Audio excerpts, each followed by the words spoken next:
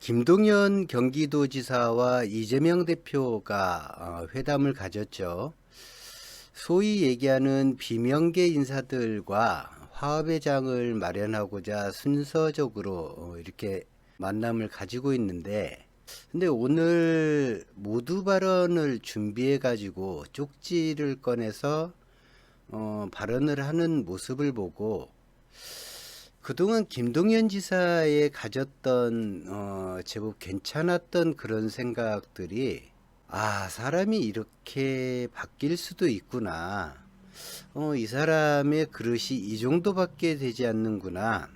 그런 생각을 하게 됐습니다. 왜 그런 생각을 하게 됐냐면, 모두 발언을 준비를 해왔음에도 불구하고 자신이 하는 말에 대해서 그렇게 자신감이 있어 보이지도 않고, 발언을 하면서 자꾸 이재명 대표의 눈치를 보는 듯한, 그리고 뭔가 문제를 지적하는 것 같긴 한데, 그 문제에 대해서 구체적인 어떤 대안이 있거나 이재명 대표가 지금까지 하고 있는 행보에 대해서 어떤 명확하게 차라리 지적을 했다라고 하면 좀 평가를 좋게 할 수가 있었을 텐데, 그런 것도 아니고 한마디로 똥도 아니고 밥도 아닌 그런 느낌을 받았단 말이죠. 더군다나 감세 경쟁을 한다 이런 얘기, 이재명 대표가 최근에 감세 이야기를 꺼낸 것은 맞는데, 직장인들이 내고 있는 근로소득세라든지, 한 집을 가지고 있는데 상속세가 18년, 20년 전에 기준을 그대로 유지하고 있어서 상속을 받고 그 집을 포기해야 되는 이런 문제 때문에 부득이하게 그런 것은 구제해야 된다, 이런 감세 정책을 얘기를 하긴 했습니다. 이재명 대표가 가장 집중적으로 하고 있는 이야기가 감세라고 하기에는 좀 애매하죠. 경제, 사회, 안보, 문화 할 것 없이 총체적으로 무너진, 헌정 질서가 무너지고 있는 대한민국을 빨리 안정시키고 바로 잡아야 한다. 이재명 대표는 총체적인 부분, 어느 특정한 한 분야가 아니라 총체적인 부분에 대해서 염려하고 가장 우선적인 순위로 이 국정 안정을 꼽았잖아요. 헌정 질서 회복과 국정 안정을 꼽았는데, 그리고 다른 무엇보다도 경제 성장률을 회복해야 된다. 경제 성장률을 회복해야지만이 다른 모든 것을 견인할 수 있다. 이것에 초점을 맞춰서 여러 발언을 하고 있죠. 그런데 김동연 지사는 경제부총리였음에도 불구하고 이런 언급을 전혀 하지 않습니다. 이런 언급을 하지 않는 것뿐만 아니라 뜬금없이 윤석열이 개헌 이야기를 하고 국민의힘이 거기에 군부를 떼고, 김동연 지사가 나서서 왜 개헌 논의가 안 되는지 모르겠다 이런 얘기까지 하는 거를 보면서, 이 정도 수준밖에 안 되는 사람이었나, 그런 생각을 가지게 되었어요. 지금 상황에서 개헌 논의를 한다는 게 사실은 더 이상한 거예요. 아직 윤석열 파면이 결정이 된 것도 아니고, 그렇다고 해서 지금 대선이 곧 치러지지 않을 거라는 그런 것도 아니고, 그리고 준동하는 반헌정 질서 세력들이 얌전히 있는 것도 아닌 이런 상황에서 더 전국을 혼란시킬 수밖에 없는 개헌 논의를 지금 해야 된다, 하지 않는 것이 좀 자신은 납득이 안 된다. 정말로 납득이 안 되는 것인지, 아니면 윤석열의 개헌 논의에 뭔가 편승을 해보자라고 하는 의도가 있는 것인지는 모르겠지만, 이재명 대표의 반응, 김동연 지사가 모두 발언을 끝낸 다음에 반응에서 보면, 김동연 지사가 이야기한 발언이나 태도나 깊이나 이런 거에 대해서 이재명 대표가 어떤 느낌을 받았는지가 바로 나타나죠. 모두 발언이 끝나셨냐고 묻죠. 맨 마지막에. 모두 발언이 끝났는지도 애매할 만큼 자기 자신의 발언에 자신감이 없었던 거예요. 그리고 내용 전체를 이렇게 다시 제가 몇 번을 들어봐도 정말 똥인지 된장인지를 구분하지 못하는 그런 느낌을 많이 받았거든요. 김동연 지사의 모두 발언과 이재명 대표의 반응, 뭐 짧지만 반응 한번 살펴보도록 하겠습니다. 경기도 이 넓은 경기도가 제가 인천에 가 있는 것 같더라고. 여기 지사님을 뵈니까 내가 확실히 인천 사람이 맞네. 지사님을 일상적으로 느껴야 그게 경기도인데 확실히 경기도 떠난 느낌이 오늘 들었습니다. 네, 그러시네요. 네. 아유, 경기도 잘 있고요. 네. 오늘 뭐 대표님 또 시청자분들 많이 오시게 했으니까 또 모두 발언으로 좀 한두 마디 한번 좀 하세요. 네, 들고 네. 싶네요. 예, 드리도록 하겠습니다. 우선 지금 이 내란 정국 수습을 위해서 가장 앞에서 이끌어주고 계신 우리 이재명 대표께 정말 수고 많습니다. 고생 많으십니다. 수고가 많습니다. 많았습니다. 이렇게 이야기해서는 안 되는 것이죠.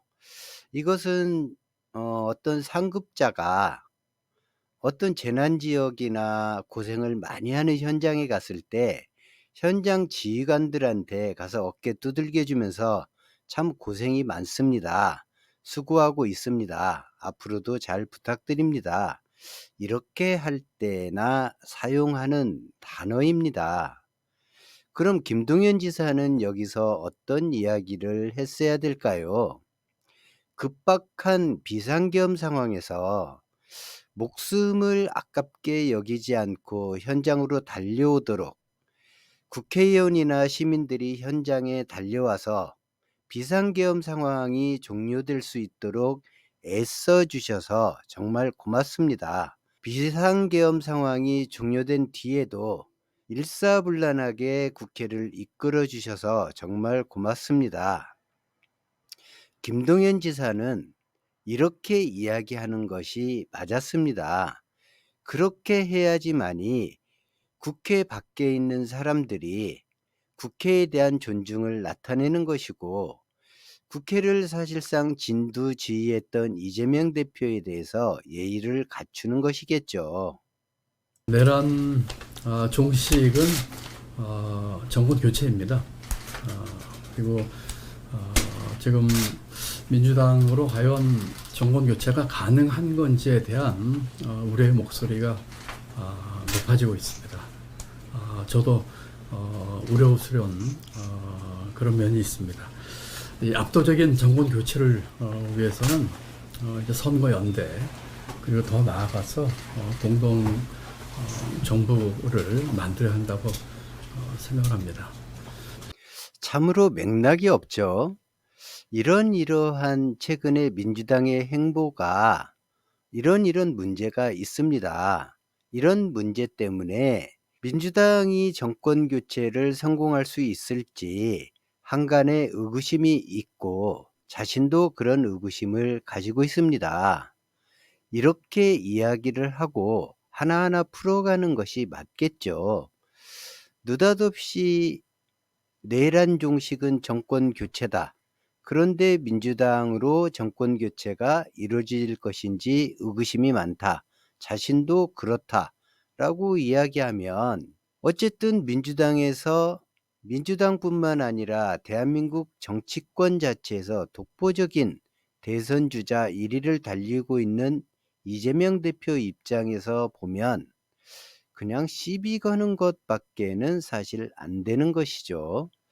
뭐 김동연 지사도 이 얘기를 할까 말까 많은 고민을 했겠지만 뭐 이렇게라도 얘기를 해야 임팩트가 있고 기사에 한 줄이라도 더 실리고 자신을 다뤄주는 그냥 까놓고 얘기해서 극우 쪽의 언론이든 아니면 조중동이든 자신의 이야기를 많이 실어줄 것이고 그래야 자신이 대권주자로서 존재감이 올라갈 것이다 라는 계산하에 이렇게 이야기를 꺼냈겠지만 나중에 모두 발언이 끝나고 이재명 대표가 입을 열자마자 카메라 앵글이 두 사람을 비추는 것이 아니라 이재명 대표를 단독샷으로 잡습니다.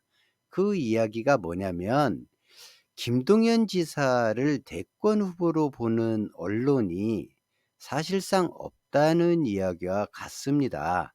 그리고 실제 현실도 김동연 지사가 대권 후보로서 존재감을 갖고 있다.